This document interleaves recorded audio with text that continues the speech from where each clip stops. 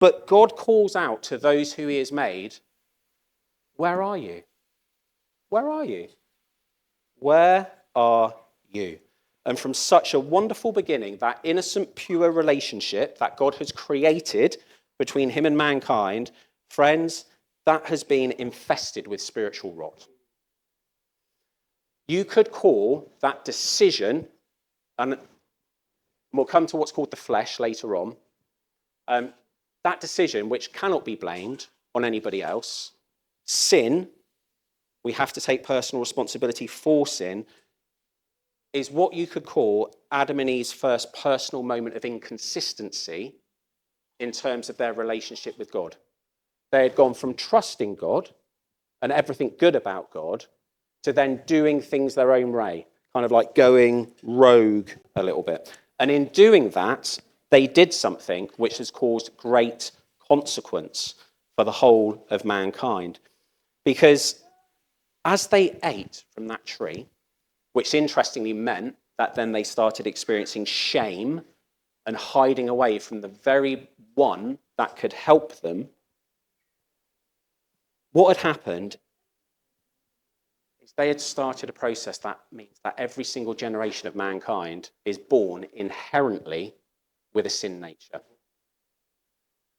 Now, I just want to repeat that because you might be thinking, that's really offensive.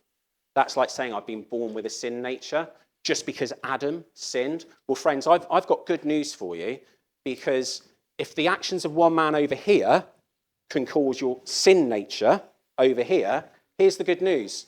The actions of one person, Christ over here, can cause your righteousness. If you've got a problem with that concept, you've got a problem with that concept. And I don't know about you, I need that concept over there. So whilst I can't quite comprehend that, I'm clinging to this that we've got over here. And that sin, that sinful nature, friends, it creates enmity between mankind and God. It creates separation. And unless the problem is taken care of, there will be eternal separation between mankind and God.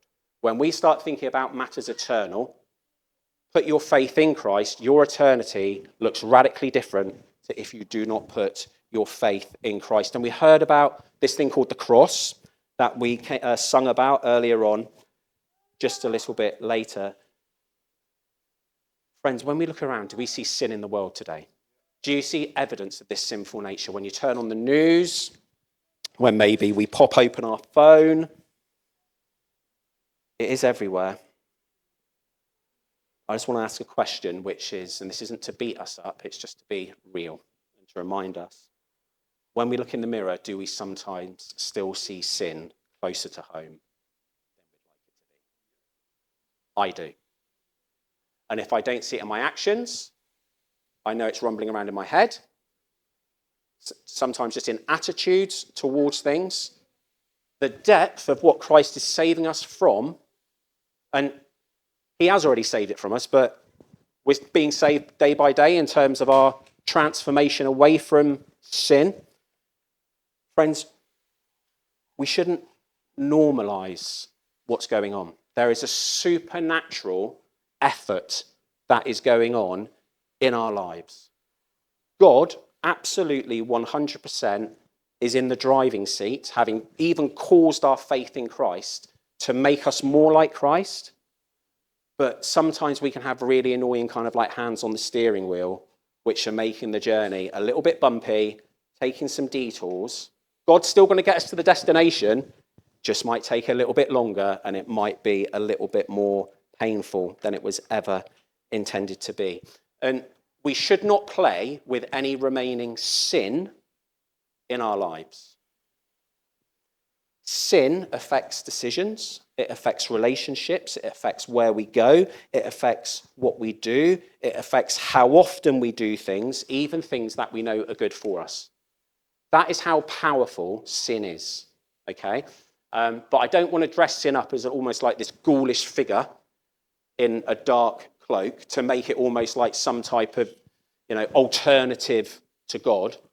We're just born with a sinful nature. We are born with a sinful nature, and God, when we put our faith in Christ, transforms us to look more and more like Christ. And God had always promised that the solution to sin would come. We can think, for example, in Genesis, when we're promised that actually the devil is going to be crushed.